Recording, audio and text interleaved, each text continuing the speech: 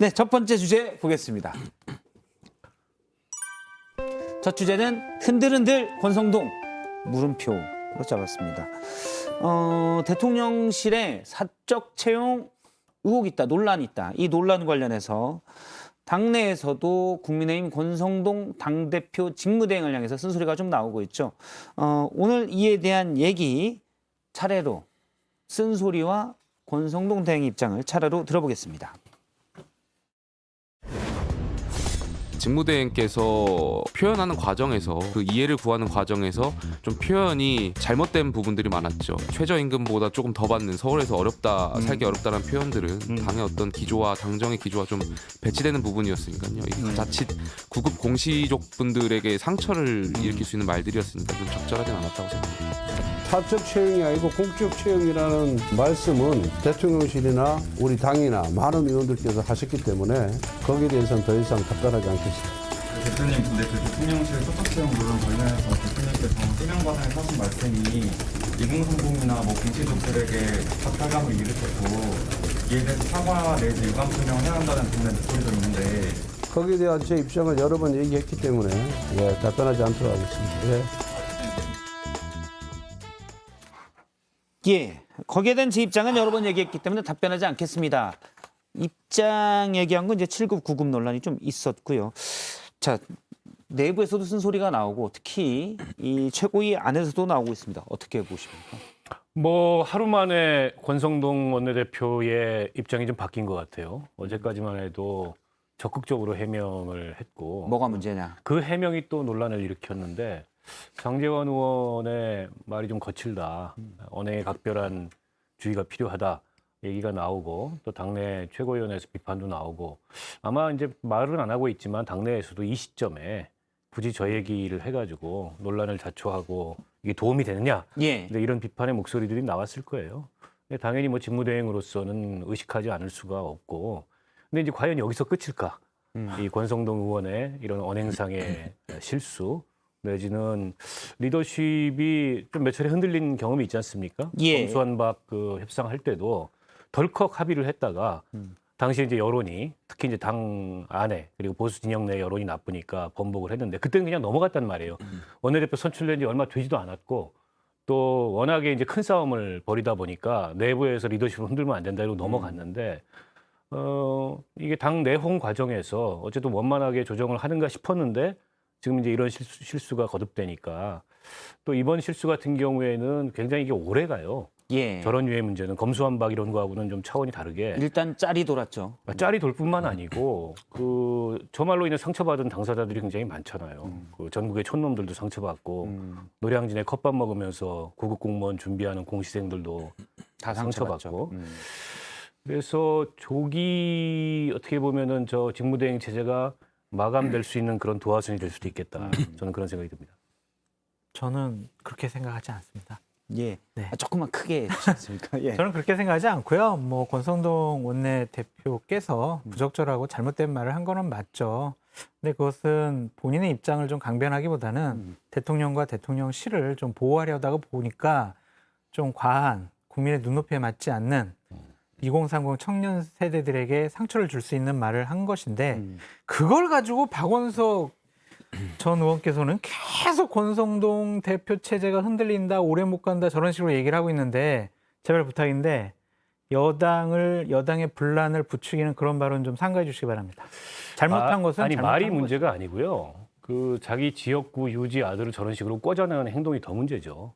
저게 어떻게 말만이 문제겠습니까? 그리고 그거를 아무렇지도 않게 당연하다는 듯. 근데 국민의힘은 당 전체가 그런 것 같아요. 지인인 강릉 성관위원의 아들을 대통령실 꽂아넣은 것 자체가 아니 국민의힘은 당 전체가 그런 것 같은 게 보세요. 윤리위원회에서 단지 품위 유지 위반으로 증거인멸 교사했다고 6개월 징계를 이준석 대표를 내렸는데 취업 비리에 연루돼서 대법원 확정 판결까지 받은 의원 둘은 3개월밖에 안 때렸어요.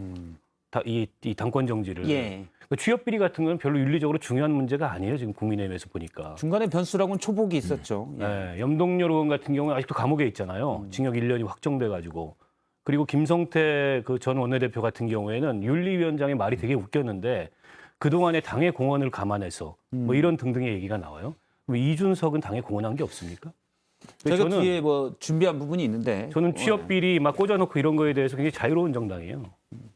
그렇게까지 말씀하시는 건 뭐 제 표현으로는 과하다 이 이상 제가 또 말씀드리긴 좀 그렇고 시청자들께서 판단을 하실 거예요. 윤리위원회 그 양형이라고 해야 될까요? 그 부분에 대해서는 뭐 여러 가지 설명을 했어요. 뭐 참작할 부분이 있고 한데 저도 뭐 끝까지 다 읽다 보니까 좀 헷갈리긴 한데 예. 어쨌든지 간에 뭐 당원권 정지 6개월과 뭐 3개월에 대해서는 뭐 그런 거고 권성동 그 부분도 사실은 저는 이렇게 생각해요. 어제도 말씀드렸는데 왜 웃으세요? 까먹었잖아요. 대통령실에서 좀 제대로 준비를 했었으면 저렇게 즉흥적으로 해명을 하다가 꼬이는 상황을 좀 막지 않았을까라는 그런 짙은 아쉬움이 듭니다. 진짜. 예. 뭐 광주시장 후보 아드님도 있고 주로는 이제 아드님들이 많이 등장을 하잖아요. 그러니까 민주당 정부 시절에 청와대 뭐 추천돼서 들어간 사람들은 각자의 능력이 있거나 하여튼 본인의 관련 본인이 뭐 이렇게 해서 들어온 사람들이 많았는데 이 정부의 공통점은 들어갑니다. 삼촌, 형님 이런 얘기를 대통령할 때 할 수 있는 사람이 우리나라에 몇 명이나 있다고. 그런 사람 중에 2명 벌써 들어간 게 확인이 되고 나오는 분들이 전부 다 아버지 통해서 대통령을 예전에 봤던 사람들이 나오는 것이잖아요. 이제 이거 자체가 문제라는 점을 좀 봐야 될 것 같고요. 게다가 우 씨 같은 경우는 더 놀라운 것은 1,000만 원 후원을 한 당사자죠. 예, 뭐 10만 원 최고의저임금보다 많아서 걱정이나 이런 권성동 의원의 얘기가 열받는 건 자기가 지금 대선 캠프에 뛰어들어서 월급 필요 없습니다. 캠프에서 열심히 일하는데 후보님 선거운동 하시는데 도움 드려야죠. 1,000만 원 또 쾌척을 해요. 이런 사람이 어디 있습니까? 그리고 이렇게 후원을 한 사람을 또 왜 뽑습니까? 그리고 여기 앞에 계시는 우리 소장께서 잘 아실 텐데 지금 국민의힘에 이번에 정권 잡고 나서 이 대통령실에 들어가서 정말 이 대한민국 미래를 설계해 볼 꿈을 키우는 정말 수많은 우리 보좌진들 진짜 열심히 했던 사람들은 아시겠지만 다 못 들어갔거든요. 다는 아니고요. 조금 거의 다. 들어갔어요. 거의. 장제원 의원실이랑 권성동 의원실만 들어갔다는 얘기는 제가 들었는데요. 여튼 그런데 이렇게 수많은 사람들이 소외되는데 알고 봤더니 이태리어를 잘하는 성악가도 들어가고 또 뭐 누구 삼촌이라고 부르는 사람도 들어가고 이렇게 되면 야 이건 뭐냐라는 이 박탈감이 밖으로 말은 못해도 국민의힘 내에서 저는 엄청나게 존재할 것 같습니다. 저런 비판에 대통령실은 바로 잡아갈 여러 가지 실무적인 그런 상황 판단을 해야 된다라고 말씀을 드립니다. 불법이 아니니까 바로잡을 생각이 없다잖아요. 저거 가지고 근데 자꾸 뭐 변명을 하는 건 안 좋은 것 같아요. 여권 내에서도 몇몇 분들이 전수조사를 한번 해보면 좋겠다 이런 말씀을 하시던데 진짜 한번 해봤으면 좋겠어요. 전수조사를. 아버지 뭐 하시는지를 기준으로. 아버지 뭐 하시노?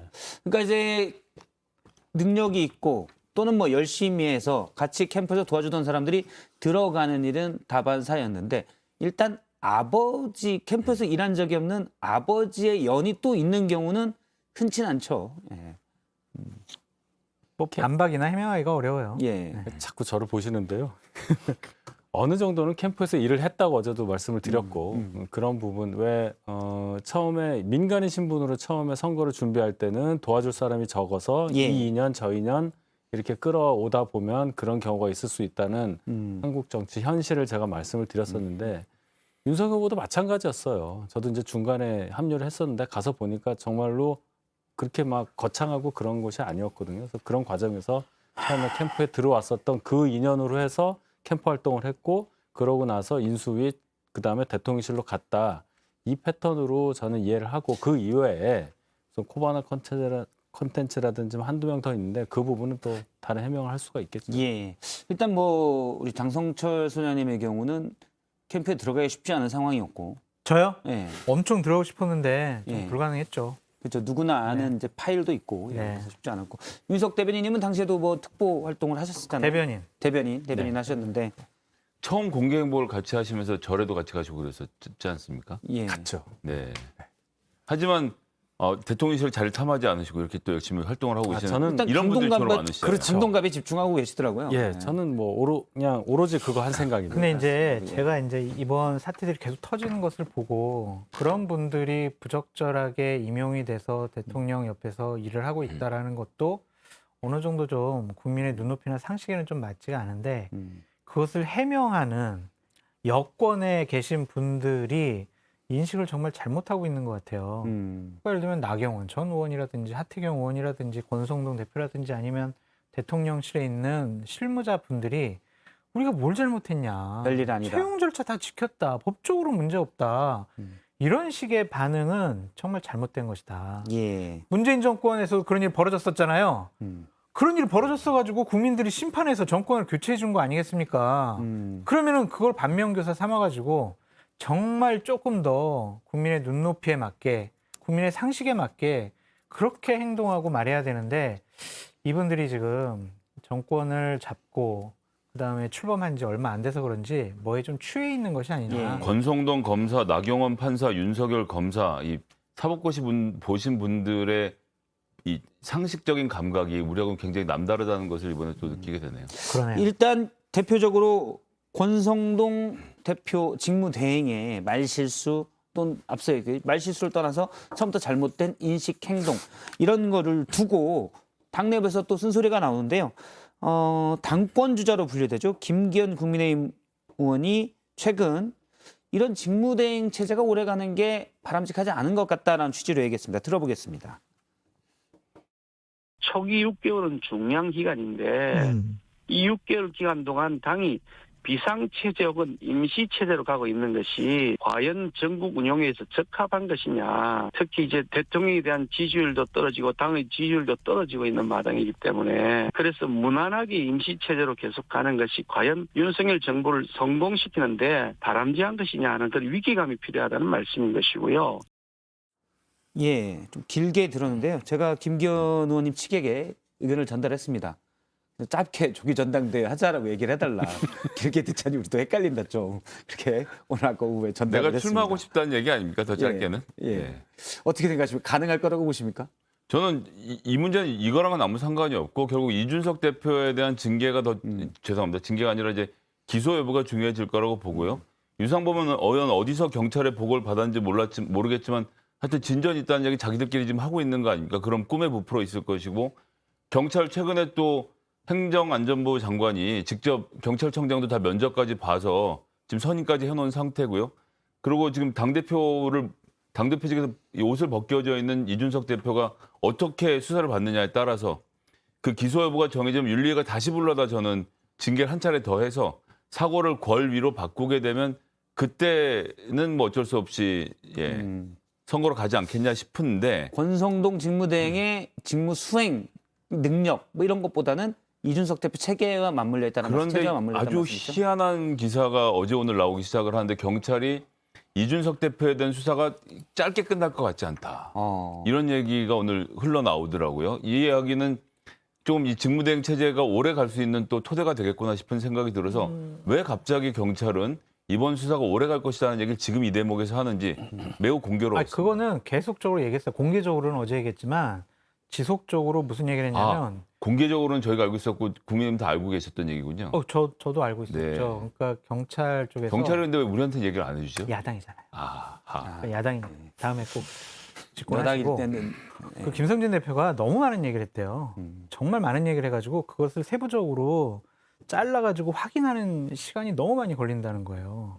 그렇기 때문에 그런 거지 뭐 이준석 대표를 좀 봐주려고 하는 거 아니야? 그런 건 아닌 것 같고요. 저는 권성동 원내대표가 직을 유지하는 데 도움이 되지 않나 이런 헛된 상상을 해봤습니다. 예, 그건 헛된 상상이고 그리고 저는 이 김기현 원내대표의 말과 행동들이 탄력을 받기는 어려울 것 같아요.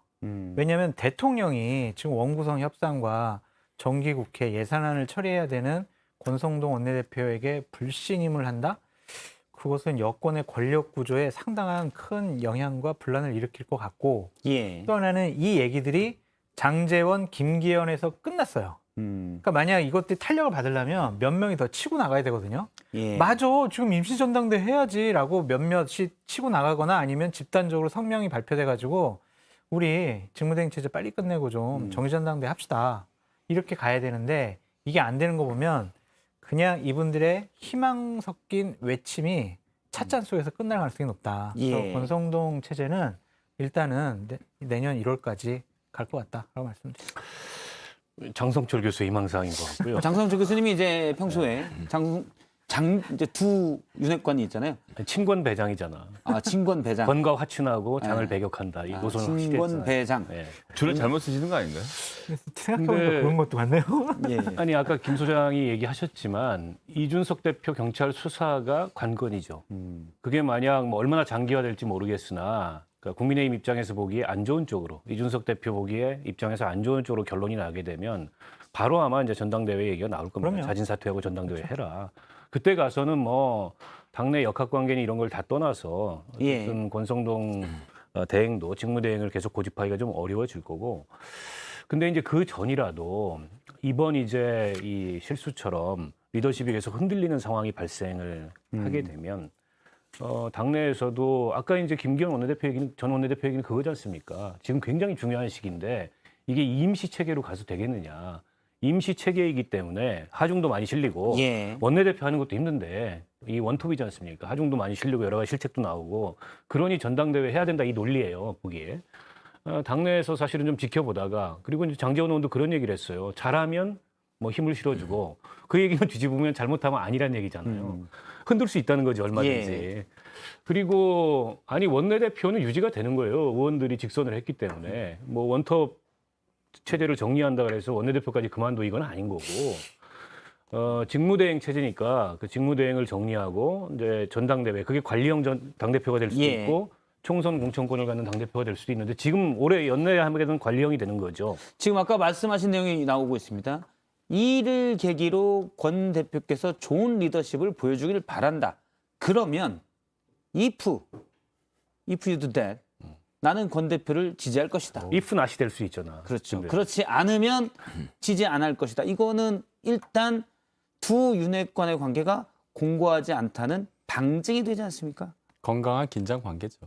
건강하다고 보여져요? 아, 네, 저는 건강한 그렇게 긴장 관계다. 면전에서 저렇게 건강하지 얘기하는 않은 거. 긴장 관계다. 뒤에서 얘기한 것보다는 저는 낫다고 봅니다. 뭐 뒤에 가서 얘기하라 하는 분도 있는데 예. 차라리 저는 이게 낫다고 봐요. 의사소통 과정을 단축시킵니다. 이렇게 되면. 그리고 저희 당 지도 체제에 대해서 많이 걱정을 하시는데 이준석 대표가 거리되지 않는 이상 이 논의는 의미가 없어요. 임시 전당대회를 할 요건은 딱 하나입니다. 대표 자리에 대표가 없는 거예요. 사퇴하거나 아니면 완전히 그 자리를 비울 만한 징계를 받는 것. 예. 그게 안 되면 그냥 가는 겁니다. 알겠습니다. 저희가 이준석 대표 지금 뭐 하나 지금 당원권 정지가 됐죠. 본인은 받아들이는 모습인데요. 이른바 윤핵관 지역구에 도장 깨기를 하고 있다라는 분석이 나오고 있습니다. 지난 16일에 경남 창원을 갔었는데 이때는 윤핵관의 한 명으로 불리는 경남 창원 이쪽에 마산 이쪽에 지역구죠. 윤한홍 의원의 지역구고요. 부산을 갔는데 물론 부산 광안리에서 사진이 있었는데 부산 사상구가 역시 제가 최고 윤핵관이라고 하는 장제원 의원의 지역구가 있고요. 강원도를 가겠다. 아직 날짜는 확정이 안 됐습니다. 공개가 안 되는데 강원도 강릉에는 역시 권성동 의원의 지역구입니다. 그래서 이렇게 가는 모습이 갈등을 빚었던 윤핵관의 본거지에 내가 가서 내 조직을 만들겠다. 나의 새를 키우겠다. 이런 게 아닌지. 뭐 조직을 만들겠다, 새를 키우겠다까지 볼 필요는 없을 것 같고, 근데 그러니까 이제 내부에서 보면 이제 당대표 선거를 준비하시는 분들 지금 민주당이 그렇게 하고 있는데 의외로 놓치는 게 지역마다 지역에 정서라는 게 있다는 겁니다. 예. 전국 253개 지역구가 있는데 무릇 당대표를 하려는 분들은 최소한 150개 이상 지역군 직접 좀 돌아다니면서 흐름을 살피는 게 되게 중요하거든요. 이제 그런 일환으로 전 이준석 대표가 움직이고 있다고 생각을 합니다. 그래서 이번 경찰 수사가 어떻게 된지를 제외하고 놓고 보면 전국형 정치인이 되려고 하면 이런 수순을 밟는 게 되게 좋고 그래서 이제 덤으로 지금 우리가 이런 이야기를 나누도록 윤핵관 도장 깨기 하러 가는 것 아니냐는 말이 나와서 본인 돌아다니는 게 언론에 한 번 더 공개되도록 하는 정도의 스텝인 것이지 이렇게 자연스러운 복선을 깔았다. 예, 이제 동네에 가면 또 동네에서 저는 권성동 의원을 배신하고 뭐 이준석 대표에게 충성을 하겠습니다. 이런 당원들은 또 없어요. 가면 쓴소리 듣고 어쩌고저쩌고 하는데 여튼 전화번호 교환하고 전국적으로 사람을 만나가는 과정 정도로 보는 게 저는 적절할 것 같습니다. 이미지를 주는 거예요.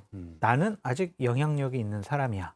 예. 그러니까 임시전당대회가 열리든 정기전당대회가 열리든 국민의힘의 지도부를 꾸리려면 내가 여러 가지 역할을 할 수가 있어라는 본인의 존재감을 드러내기 위한 거지 도장 깨기는 너무 무리한 해석 네. 같습니다.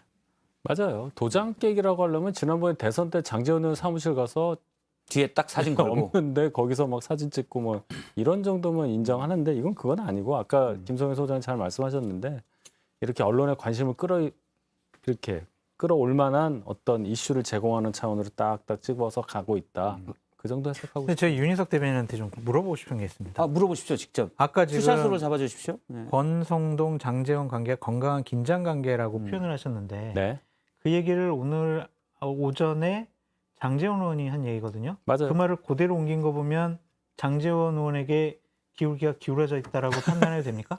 그런 뜻은 아니고 그 말이 아주 적절해서 제가 쓴 거예요. 건강한 긴장 관계라는 말을 그분이 처음 쓴 것도 아니잖아요. 아니 권성동 근데 의원에게 그 기울어진 우리 장 소장님 입장에선 모든 사람이 장제원한테 기울어 있는 거 아닙니까? 상당히 좀 당황스럽네. 불편합니다. 기울어져 이게 있어요, 이제 윤핵관 주변도 이렇게 갈라지고 있어요. 윤핵관 내부만 갈라지는 지금 게 이렇게 아니고. 두 분께서도 저희가 사실은 4인 사색을 카메라 숫자가 적어서 저희가 두 명을 같이 찍지만 4인 사색이 저희가 원하는 바입니다. 뭐 두 분이라고 다 보수 쪽 패널이라고 같은 의견일 수는 없잖아요. 근데 이게 다양한 의견을 모르는 거죠. 장제원 의원이 최근에 보인 행보는 저는 그렇다고 봅니다. 지금까지 이제 권성동 원내대표가 주도해서 가는 전국에서 장제원 의원은 속으로 그랬겠죠.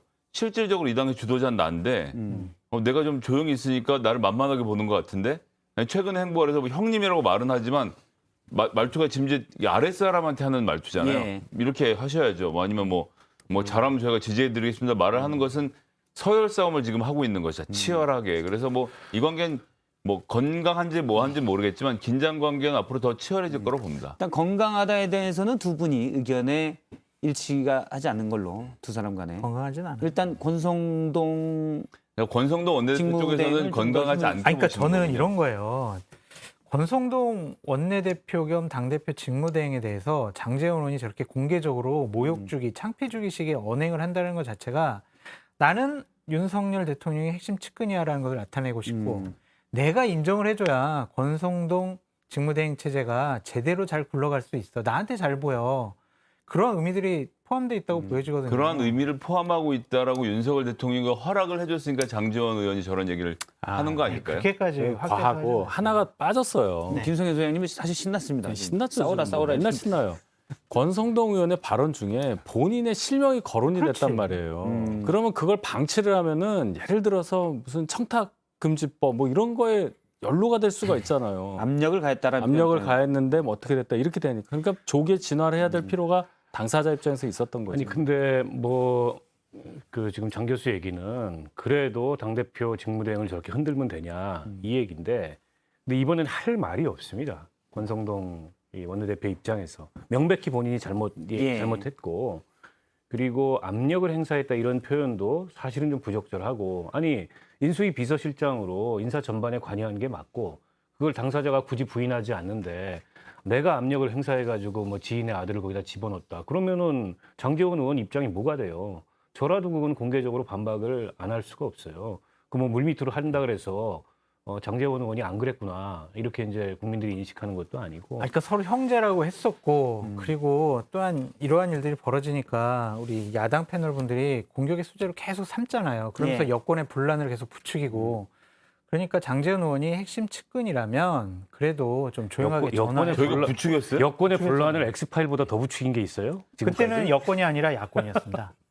네? 아 그렇죠. 엑스파일 그때는 때는 어쨌든 그 진영의 분란을 그거보다 더 아니 부추긴 게 있냐? 싸우는 걸 보고 싸운다고 말한 게 부추기는 거라고요? 그렇죠. 아, 잘 이해가 안 돼요. 아니, 그러니까 그 장제원 의원이 이 상황에서는 가장 부추기는 건 지금 제가 보기엔 장 소장님 아까 이제 주제 끝났다 했는데 또 불러내서 하는 거는 가장 부추기고 싶은 건 권성동 측이 아닌가 이런 생각이 들게 되네요. 그 말에 또 그러니까 수긍하게 됩니다. 여러 얘기들이 있으니까 이 얘기는 여기까지만 하고 다음 얘기를 잠깐 해보도록 하겠습니다. 3대 1로 싸우려니까 다음 힘드네요. 얘기도 좀 비슷한 얘기긴 해요.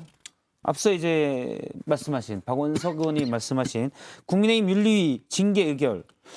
어제 윤리가 김성태 전 의원, 염동열 전 의원에 대해서 징계를 했는데 당원권 정지 3개월입니다.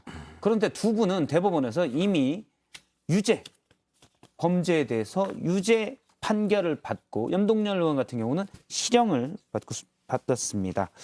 그런데 자 유튜브에서 의혹을 제기한 당대표는 6개월 당원권 정지인데 대법원에서 확정 판결을 받은 유죄로 두 분은 어떻게 3개월 정지냐. 이게 이제 많은 분들의 이게 공정이냐라는 의문이거든요.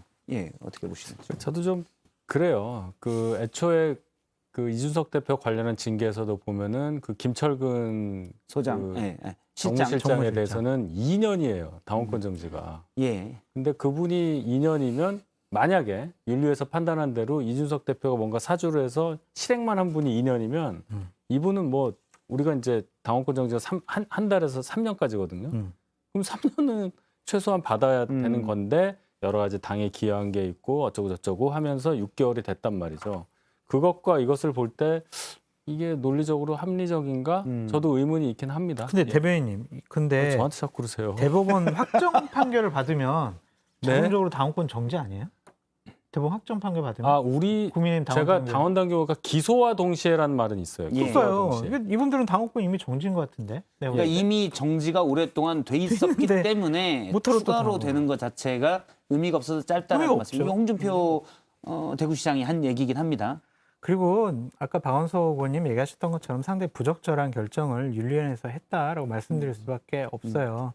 그러니까 우리가 자꾸 윤리위가 예. 독자적인 객관적인 판단으로 이준석 대표를 징계했다라고 볼 수가 없는 거예요. 외부적인 압력에 의해서 그리고 외부적인 입김에 의해서 징계를 한 것이 아니냐라고 의심할 수밖에 없어요. 이 부적절한 결과를 행동을 보면 누가 봐도 도대체 국민의힘 윤리위의 기준이 뭐냐, 양정 기준이. 이제 이준석 대표는 수사기관에서조차 아직 뭐 혐의가 확증되지 않은 예. 그걸 가지고 품위유지 위반이라고 3개월을 내렸는데 검찰 수사 다 거치고 법원 1, 2, 3심 다 거쳐가지고 집행유예 실형이 확정된 분들에 대해서는 3개월. 어쨌든 공식적인 레코드는 3개월이잖아요. 예. 이분들 나중에 공천 심사할 때 징계 내용 당원권 정지 3개월, 이준석 6개월 이렇게 된단 말이에요. 도대체 이걸 갖다가 누가 합리적이고 객관적이고 공정하다고 판단할 수 있겠나. 그렇게 보면 지난 윤리위의 그 이준석 대표에 대한 당원권 정지 6개월 결정이라는 게 과연 이게 무슨 근거가 있고 납득할 만한 공정한가? 네, 그런 기준에 의해서 이루어졌다고 보기가 어렵고 동시에 아까 제가 말씀드렸던 대로 이 두 분의 혐의를 보세요. 딸 KT 채용 청탁, 강원 애들 채용 비리. 채용에는 말랑말랑해요. 국민의힘 윤리위는. 이게 국민의힘의 이제 윤리 수준인 거죠. 제가 보기엔. 예. 근데 민주당 아이템은 없어요 오늘도? 뒤에 뒤에 있습니다. 민주당 아이템 뒤에 있으니까요. 너무 뒤에 어디 있어요? 뒤에 있고요. 오늘 또 정봉주 의원이 나오기로 해서 그때 또 민주당 아이템이 많이 나가고 뒤에 있어요. 예.